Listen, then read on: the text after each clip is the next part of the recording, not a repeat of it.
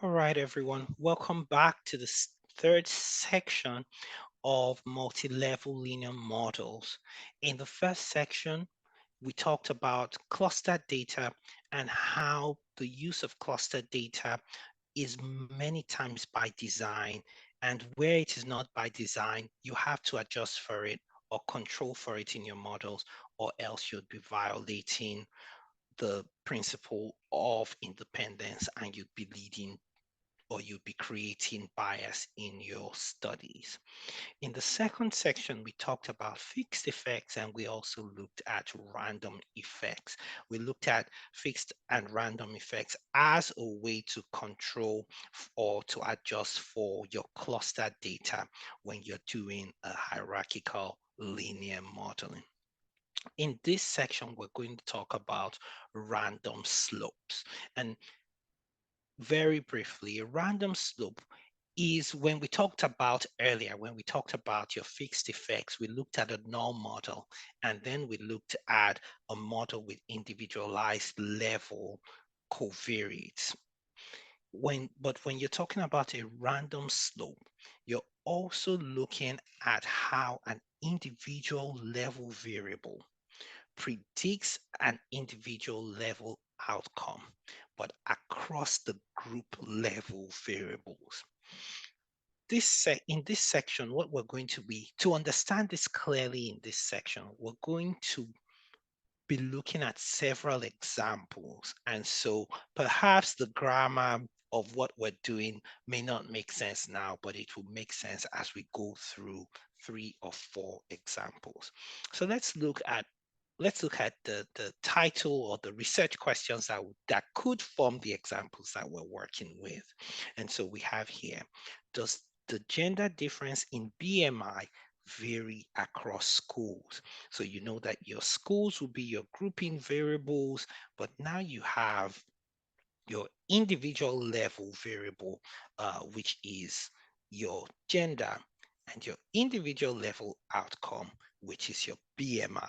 So all of that, how they, I don't want to use the word interact because that's a statistical term, but you want to look at how they play together in your cluster data to help you come out with the best results or with the right results. Let's move directly into the examples instead of going through all these 4 examples. And so let's jump right into our mathematical formulas that we've been working on. So remember we said your B naught is your global mean. It's your mean across perhaps every observation in your data set. And that's your beta naught right here. But your B01 is for these individual groups that create the clusters. What is the additional difference? And again, it does not necessarily have to be an addition. It could be a subtracted difference. That differentiates the cluster from cluster. But you move beyond this null model and you now have an uh, individualized variable, predictor variable, that is your beta 1. And then in terms of when we're talking about your random model, you're saying that for each individual participant or observation, excuse me, in each individual observation in your data set, how does the average of the coefficient of your predictor variable beta 1 vary from person to person to person? Excuse me. In this case, you're taking into consideration that not only are the groups or are the clusters different, but individuals within a cluster would have different outcomes based on the individualized predictor variables that we're examining. So again, in this section, we're going to do 3 or 4 examples, and that would make the grammar or the theory behind this very clear. Okay, so we've talked about that, and you can see that we explain it in words below. The global mean is B naught, and then the variance from the group mean, from the global mean, the cluster mean here, and then the average increase for your predictor variable here, B1 and beta 1, and your B1I is at the individual level. How do these individuals differ from person to person in terms of your in terms of your um, beta 1? Okay, so let's jump right into the example. As you can see here, we're calling this example 7. That's because we've been tracking our examples from section 1 all the way to this section. Okay, so right now we want to know whether the age of resident doctors is related to their income. So I don't know, for whatever reason, a person cares whether doctors make more money the older they get, and whether this relationship depends on the hospital. So you want to know, if you're in hospital A, do you earn more money being an older person versus if you were in hospital B? That's a good question, but that's the question that we're dealing with here. And so if you remember from the previous section, what we did was we scaled the age variable. We said that we assume that people become resident doctors from 25 upwards. So we scaled the variable, subtracted everybody's age from 25, so that our variable would be interpreted as for every year above 25, as opposed to for every year starting from 0 or starting from negative infinity. Okay, so shall we jump this, or shall we let's go right into it, and let us identify the statistics from the R. And so we see, okay, so what we see here is that your intercept, so this is your global mean of people. Again, sorry, let's track back. The groups are whether you work in a tertiary hospital or a community hospital.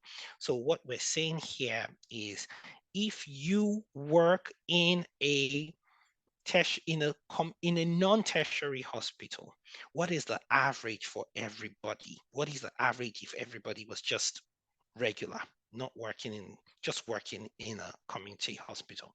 That would be your B naught, and that is what your fixed effect coefficient of 203,000 per year. Let's assume it's annual salary in dollars. And if you, and remember from section 2, if you were working in a tertiary hospital, because that group level effect, you would have an addition of B0I. And we don't have B0I here because we had it in the previous example. So please follow through. And it was a negligible amount, I hope you remember. But let's come to age. And so for every year over 25, you would earn an additional 501 or 502 additional dollars.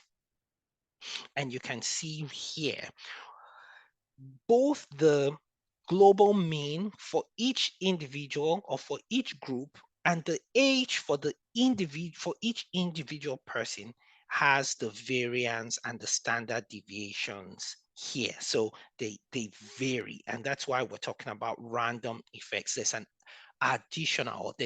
variance at the group level, at the individual level for these um, predictor variables, the group predictor and the hospital, and of course your age, age as a predictor. Okay, let's move on.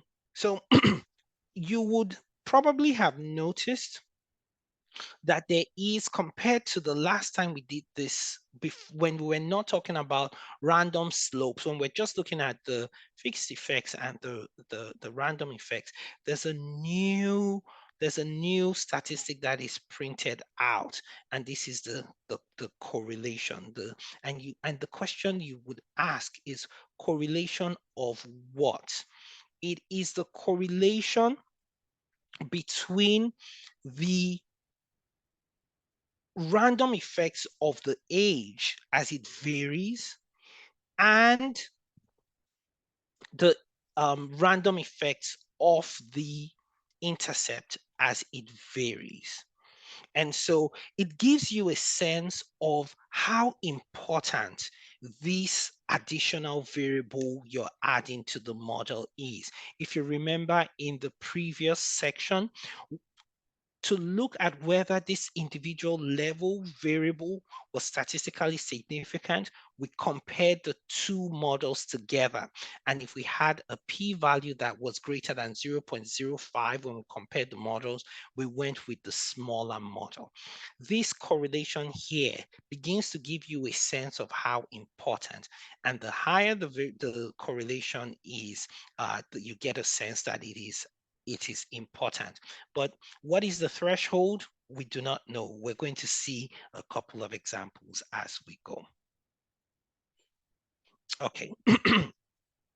So let's continue. Let's continue to look um, at this example, but now we want to do what we're just talking about, which is compare the two models to see whether our individualized variable of age is important. So this is the R output here. We're comparing model 7 here with model 7B, which the smaller model is referred to as the parsimonious model, just for your knowledge. And so this is the p-value that came out, and it is 0.002. So we reject the null hypothesis that model 7 is the same or is not different from model 7B, that the two models are the same. And what happens is when you have a small p-value, you have to take the larger, fuller model. So if the p-value goes down, you take the bigger one. I don't know if that would work as a mnemonic for kind of mnemonic for you. If the p-value is up, take the smaller one. If the p-value is down, take the bigger one. That's how I remember it in my head. And so what we're going to do, because this p-value is small, we are going to take the bigger of the models. And that is, we're going to take the fuller model, the one that includes the age. And we can conclude that this age is significant. It is a significant, a variable, statistically significant relationship to the income of doctors and how it variables, and whether this relationship varies depending on the hospital. Okay, let us move to another example. And this time we're going to look at radon measurement across different counties in the US. And so we want to know whether the radon measurement is related, not just if we want to measure radon in the different counties, but we want to understand whether that measurement is associated with what floor of the building we are. If you know about radon, you know it comes from the ground. So you expect that maybe radon in the basement is usually, maybe it's likely to be higher in levels of radon in your basement compared to your second or to your third floor, and so on. But we also want to know whether this depends on the county. And as a researcher, you probably understand that in certain areas, the ground emits more radon than other counties, or other geographic locations. So this looks like a very solid question that you want to answer. And so we have our fixed effects, we have our random effects, and then of course, we have our random slope for the individual level, which is the different floors. Okay, so let's do this one. This one is a little tricky. Let's understand the interpretation of the results that we have. Excuse me. So what is the average amount of radon that you have across all the counties in America? And the global mean here is 1.13. So that's your beta naught. But just as we saw, I believe in section 1, the different counties would vary from county to county. You know, you've measured maybe 3 buildings in county 1, 4 buildings in county 2, and so those counties will vary. And so just like we showed with the hemoglobin in section 1, where we had what is assigned to each country in Africa or some countries in Africa, you also have your B0I assigned to the different counties. So remember that it is not necessarily an addition, it could be a reduction. So that's where you have your B0I that are added at your group level. So that's the group, the counties are the group. But now you have this individual predictor. You're saying for the different buildings, we believe that the floor that you measure your radon has an impact or is associated with the amount of radon.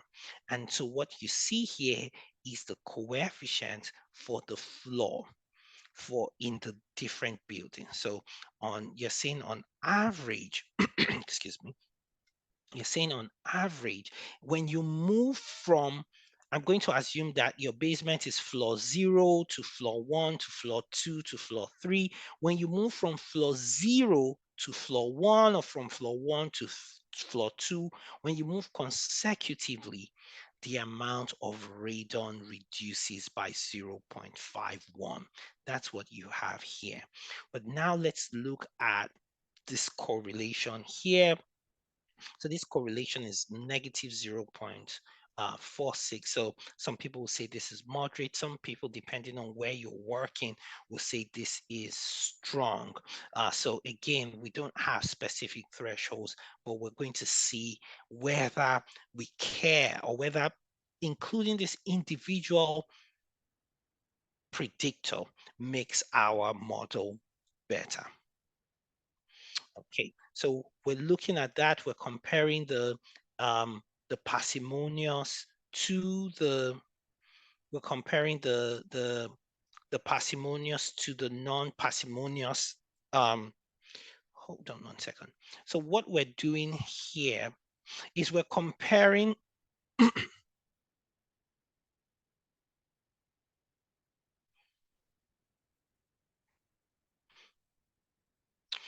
and so we move on to look at whether our random slope model is the better choice to use versus our fixed effects model. So if you look at what we have here, we're saying we want to know whether the radon measurement is related to the floor of the building where it's measured, and whether this relationship depends on the county. And so to understand whether it depends, whether this relationship of the floor or of the floor where radon is being associated, having where radon is being measured, having an association with the floor of the building, and whether this relationship depends on the county, we want to compare a model that allows the amount of radon measured per floor to vary by the county, which is this top model, M8 here, but compare it to a model that just looks at whether it looks at the county as group effect, but has the floor as a fixed effect. So let me go back real quickly and show you this. So when we ran the regression, what we said was that the county level, the group level, you see that this is fixed effect. We have the floor as fixed effect. But we said because data is clustered by county, we have the random effects for the county, which is the intercept. But we also want to know whether this data is the association of whether whether the floors can predict the amount of radon measures also varies by county, we included the floor as a random effect or as a random slope in this model. And so coming back here, we want to understand, is that a statistical significant assumption that the floor that you measure your radon on varies? The amount of radon that you measured is associated with the floor that you measure it on, and that would vary, or that is associated by county. So you compare those two models. It's a mouthful, I know, and I hope I'm not getting you confused. But here you compare your model with um, random random effect versus your model where you don't have floor as a random slope, and you get a p-value that is very, very small. And here we've denoted what your p-value looks like. If it's 3 stars, if it's 3 stars, you can assume that it is less than 0.001. We can't have a p-value that is 0. And so what happens when your p-value is small is that you take the bigger model. You take the model that has the random slope. So we can conclude that there is a statistically significant relationship between whether the radon measured varies by floor, and whether that relationship of varying by floor also varies by county. We can accept that that individual level relationship also varies by the group level relationship. Okay, let's move to, I believe, one more example.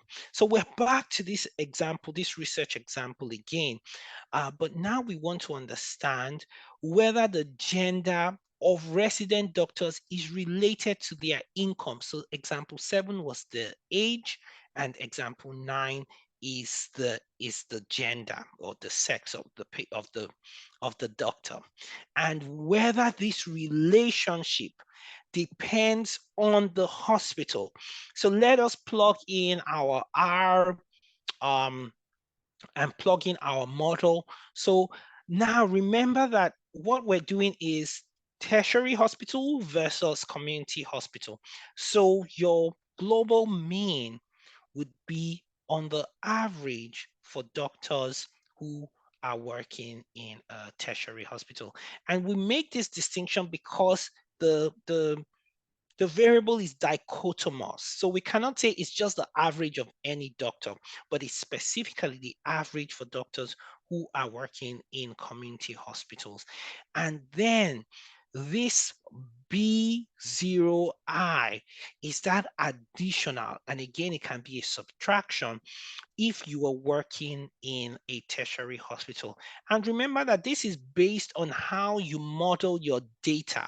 So if you code your tertiary hospital as 1, then this addition goes to the tertiary hospital. But if you if you code your community hospital as 1, then this addition would be for people who work in a community hospital, and this beta 0 would be the average for people who work in tertiary institutions. Okay, and so, but now we have an additional variable, which an additional individualized variable. So you say, if the doctor is female, how does their income vary? And that is not at the group level. You're just saying, how does their income vary as a female? And so and I'm going to address that, but let's look at the results first. So you have this here, 208,391 is in your fixed effects, is if you are a doctor working in a community hospital. And remember that we did this in section 1, where we estimated what B01 would be and how it would be added to this intercept to find what you would get if you worked in a tertiary hospital. Now, if you were a female compared to a male, your salary would be reduced from this average by 25 or $2,600. But now we're asking that does this relationship of your sex female and your income, does it happen across depending on whether you work in a tertiary hospital versus community hospital? And so female is introduced as a random slope in the model, and that's why you see it here as the effect. So you have your intercept and your standard deviation, which shows you that it varies, and you have your female, and this correlation is -1. So this is very strong here. So let us look at, when we now look at the parsimonious versus the fuller models and compare to see if that relationship of being female associated with an income difference, if it varies across the hospitals. So you can see that here is your model, your fuller model, which introduces your female into with your random slope. And here is your model, your parsimonious model, where female is your fixed, is in your fixed effects model. And let's see what our p-value is. It is less than 0.05. And so when the p-value is low, you must take the fuller model, because you are agreeing that you're agreeing to reject the null, which says the two models are not different. So you are agreeing that the models are indeed different, but not only are they different, your fuller model is more useful. And so you can not is more useful, but it confirms your assumption that your research hypothesis rather, that not only does the gender determine the income across the different hospital types, this relationship this relationship holds, or this association holds. Okay, so we've gone through 3 examples. I hope that you're able, when you see your model outputs or when you run them in R, you're able to interpret them. It's a little tricky. And yes, hierarchical linear modeling is complex, but there's a lot of opportunities to use them as we're finding out a lot of data, either by design or just out there in the world, are actually clustered or hierarchical or multi-level. So just a few things to note. There are no exact minimum number of groups required. As you would notice through some of our examples, there were only 2 levels. Either you were a tertiary hospital worker or a community hospital worker. Where there are too few groups, well, your results may not be very different from your classical regression. That's fine. It's better to do the right thing every time. You need at least 2 observations per group to use multi-level. So that's straightforward. And where there are few observations, maybe your estimates would not be estimated precisely. And that happens across all the regressions that you perform. Okay, so thank you to everyone who has listened and who has watched this so far. You can always go back and watch from section 1 all the way to section 4. Or you can watch whatever section you want, as many times as you want. So thank you very much and have a good rest of your day.